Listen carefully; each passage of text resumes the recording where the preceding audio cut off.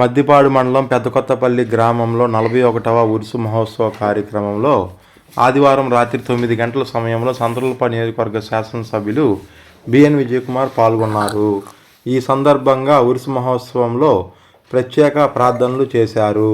ప్రజలందరూ సుఖశాంతులతో ఆయురారోగ్యాలతో ఉండాలని ఈ సందర్భంగా ఆయన ఆకాంక్షించారు.